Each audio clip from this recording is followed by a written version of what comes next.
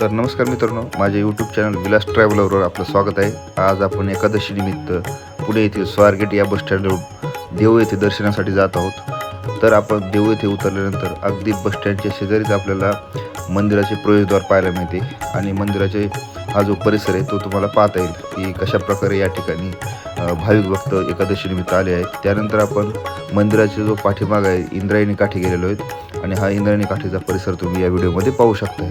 जर तुम्ही या ठिकाणी आला असाल तर नक्की मला कमेंटमध्ये सांगा की तुम्ही या ठिकाणी कधी आला होता. एकादशी असल्याने खूप असे वारकरी संप्रदायातील भाविक भक्त या ठिकाणी आले होते आणि हे मंदिराचे महाप्रवेशद्वार आहे. या महाप्रवेशद्वाराच्या मध्ये गेल्याच्यानंतर आपल्याला तुकाराम महाराजाचे पालखीचे दर्शन घेता येईल. तसेच या ठिकाणी विठ्ठल रुक्माईचं मंदिर, तसेच तुकाराम महाराजाचे मंदिर, तसेच गणेशाचे मंदिर असे विविध मंदिर या ठिकाणी आहेत. आणि या ठिकाणी मंदिर परिसरात एक छोटासा व्हिडिओ घेतलेला आहे, तुम्ही हा पाहू शकता. मंदिर परिसर किती छान असा मंदिर परिसर आहे आणि नक्कीच तुम्हाला हा व्हिडिओ आवडल्यास माझ्या व्हिडिओला लाईक करा, कमेंट करा, शेअर करा. धन्यवाद सर्वांचे.